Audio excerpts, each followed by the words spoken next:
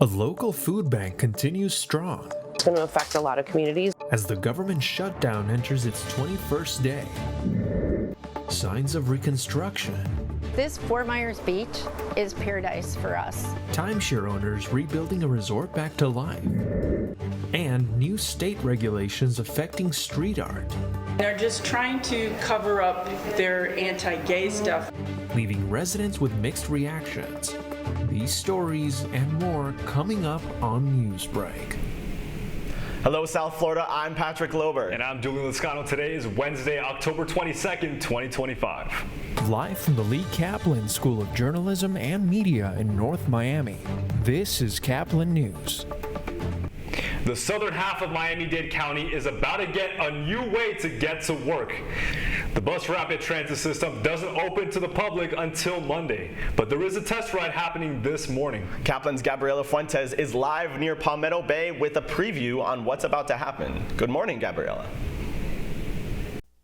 New Coral Reef BRT station, Miami-Dade County Mayor Daniela Levine Canva, the Board County Commissioners, and the Department of Transportation and Public Works are hosting a ribbon-cutting ceremony to celebrate the grand opening of the Miami-Dade County Bus Rapid Transit Service, the Metro Express. The event is happening now at 10:30. The Metro Express stretches 20 miles along the U.S. 1, connecting Florida City to the Dayland South Metro Station. The new service offers faster, safer, and more reliable transportation, free Wi-Fi and charging ports for passengers. The $300 million project was made possible through the partnership between the Miami-Dade County, the Florida Department of Transportation, and the Federal Transit Administration. Metro opens to the public on October 27. South Dade commuters can expect shorter travel times. Reporting live from Southeast 152nd Street, I'm Gabriela Fuentes. The artists behind street murals in Fort Lauderdale walk the line between paintings and politics. The Aquifer murals in Fort Lauderdale are among the hundreds of murals being removed from the FDOT. Local artists and residents still aren't convinced they pose a threat. Caplin News reporter Clene Clark has more. The Florida Department of Transportation has asked numerous cities throughout Florida to comply with new regulations that ban street art. Right now, we're standing in front of Rickers Avenue at Terramar Street. Behind me, the Aquifer mural, one of the many murals that is in danger of being taken away. According to the state, the streets violate safety standards for traffic markings and could distract drivers. City officials disagree, and on September 18th, Fort Lauderdale officially filed a petition against the FDOT. Robin Haynes Merrill is the artist behind the two Aquifer murals on Breakers Avenue. In 2016, she created these murals with the idea that public safety and art can coexist, incorporating themes of Florida's water and the way it connects us all. Both of her murals were featured in Bloomberg Philanthropies study on street art and safety, ranking in the top 3 and 4 nationwide. They're just trying to cover up their anti-gay stuff with them going after, well, we're just going to get rid of all art. Abby Lawland just recently opened an art gallery located across the street from the Aquifer murals, and she was present when the murals were first created. I don't like that any tax dollars are being spent to pave over these works of art. Abby's friend Steven is a frequent visitor of Florida and was upset to hear the news. The amount of times that I come to Fort Lauderdale and I sit right here, right by that crosswalk, there is no interference. Miami Beach has recently withdrawn from the lawsuit, leaving Fort Lauderdale the only municipality still challenging the state of Florida over a new law that the city argues infringes on its home rule authority. When asked, Fort Lauderdale City Commissioner Glassman said, "I don't think it's so much about winning as it is just being able to express who you are as a city." Right now, the debate about painted crosswalks is still unfolding. A conversation about safety, culture, and how a community should define their streets. For Caplin News, I'm Clene Clark. Florida is one of the largest food banks in the region, serving families across counties every day. But as federal funding cuts take effect and the government shutdown still continues, the organization says they've had to adapt. Caplin News reporter Lucas Bogardis visited their Pembroke Park warehouse to learn how the team is adjusting. Feeding South Florida is one of the largest food banks in the region, helping families put meals on their table every single day. But with recent federal funding cuts and an ongoing government shutdown, the organization is facing new challenges that can make that mission even harder. As a branch of Feeding America, Feeding South Florida serves more than 1 million people each year. But with recent federal funding cuts, the program has been hit hard, a major concern for regulars like Carrie Barter, who's been coming here for 4 years. My thoughts and concerns about these type of loss of fundings and things like that is that it's going to affect a lot of communities. A lot of us depend on this as supplemental nutrition and food, and it's going to cause a lot of trouble for a lot of families. If this support was not available, I would pretty much not eat. My children would, because I will do whatever I can to sacrifice for my kids. But yeah, I'd probably lose a couple pounds. The government shutdown adds another layer of uncertainty. Feeding South Florida COO says the team is adapting quickly to make sure families don't go without. There was a shutdown, I think, 7 years ago before I came to Feeding South Florida. I know that we partnered with a couple of agencies in South Florida that were impacted. They had federal workers, and we actually proactively reached out and brought food to those families so that it would minimize the impact on them. We're already in touch with those groups now to see if the same thing may be necessary. Despite the uncertainty, Feeding South Florida says their focus remains the same, making sure no family goes hungry. But as funding tightens, they're calling on both federal and local support to help meet a growing need across the region. Reporting from Pembroke Park, I'm Lucas Bogardis, Caplin News. One of the largest retailers suspends job offers this morning after it paused hiring candidates who needed H-1B visas. The decision to hold off affected Walmart employees in tech and e-commerce roles. Walmart said it is reassessing recruitment strategies and is committed to hiring the best talent to serve their customers while remaining thoughtful of their H-1B approach. Parents, listen up because your child's favorite online game might be dangerous. Florida officials have launched a criminal investigation into the popular gaming platform Roblox. They are accusing the company of failing to protect children from inappropriate content and online predators. At the end of the day, we will stop at nothing to fight to protect our kids. And companies that act carelessly and expose them to harm will be held accountable. Roblox denies the allegation, calling it a misunderstanding, and claims it bans image sharing, filters personal information, and creates age estimation technology to better protect users. It's been more than 3 years since Hurricane Ian's impact, and it is still affecting areas in South Florida. Timeshare owners at Mariners Boathouse and Beach Resort are frustrated with little to no progress on the reconstruction of the building. After noticing these stalled actions, residents decided to come together to raise funds in hope of seeing some progress. We were able to work with an insurance adjuster through our attorney.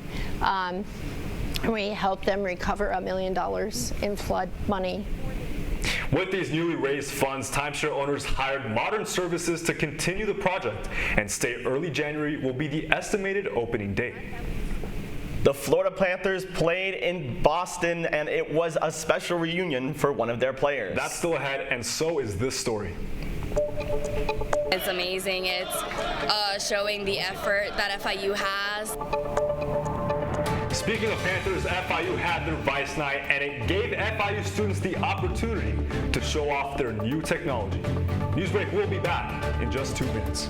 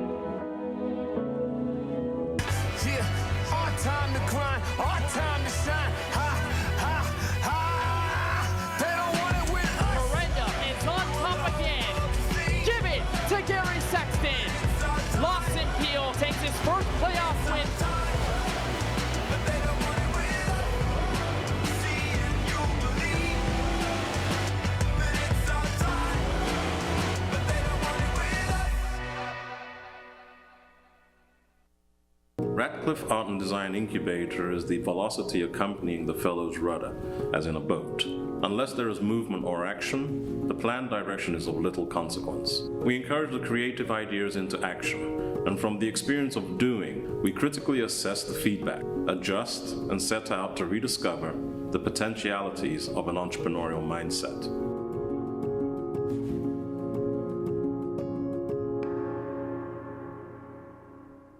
STEM is precise, no margin for error. Dare to forget that. Dare to have fun with it. Get weird with it. Dare to send those old STEM theories flying past the neighbor's house into outer space. Dare to program something internet-breaking, record-breaking. Dare to blow their minds. Dare to learn the difference between sedimentary and metamorphic rock. Go find those rocks. Dare to keep daring. Dare to STEM. Check out She Can STEM to get started.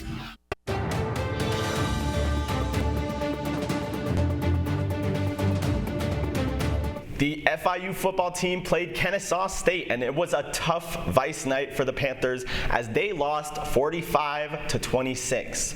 Vice night is always a big deal, but this year it wasn't just the fans bringing the energy. FIU students used new technology to give fans a whole new experience.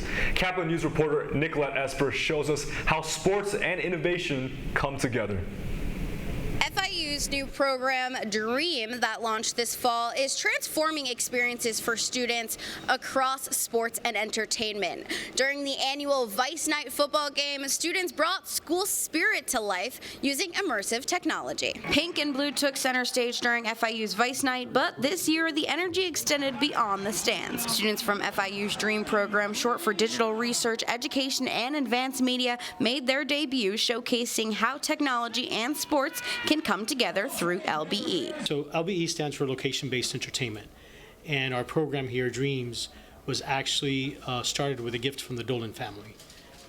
They wanted to leave behind a legacy of immersive technology, and that's what LBE is it's a way of creating digital experiences and immersive spaces. Students helped create a virtual experience featuring a hologram of FIU's mascot, Rory. It's amazing seeing students that they can do a program like this and show it and not only represent us, but have the experience of them building it, showing it to the public, have been able to use the program. It's amazing. It's showing the effort that FIU has. Behind the scenes, Professor Travis Cloyd spearheaded the project, bringing together Dream students and FIU athletics to turn Vice Night into a tech-driven experience. Experts in location-based entertainment that are here at FIU working with our students in real-world experiential learning. This is not theory-based.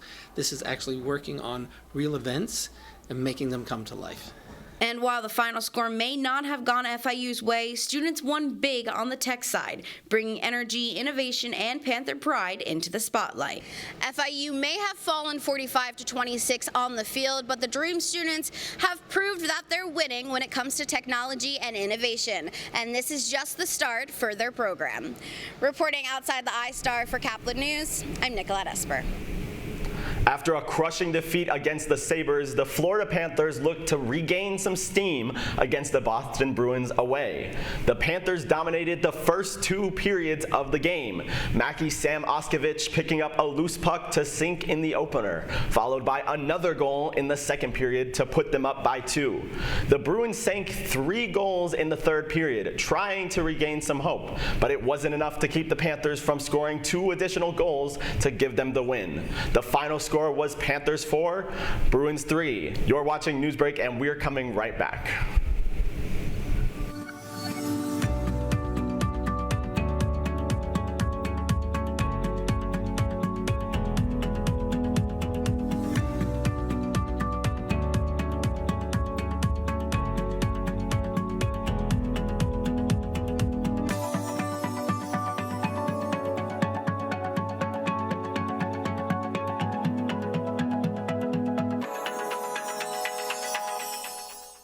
See us dream.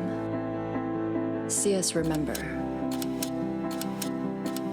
See us protest. You matter. Your feelings matter. Your identity matters. Everything about who you are matters. See us fight back. See us rebuild. See us shatter stereotypes. See us inspire. See us united. See us now. There are 16 million children struggling with hunger in America. That's 1 in 5 daughters, sons, neighbors, and classmates who don't know where their next meal is coming from. Yet billions of pounds of good food go to waste every year. It's time we do something about it. Feeding America is a nationwide network of food banks that helps provide meals to millions of kids and families in need. Visit feedingamerica.org to help them feed even more. Together, we can solve hunger. Together, we're feeding America.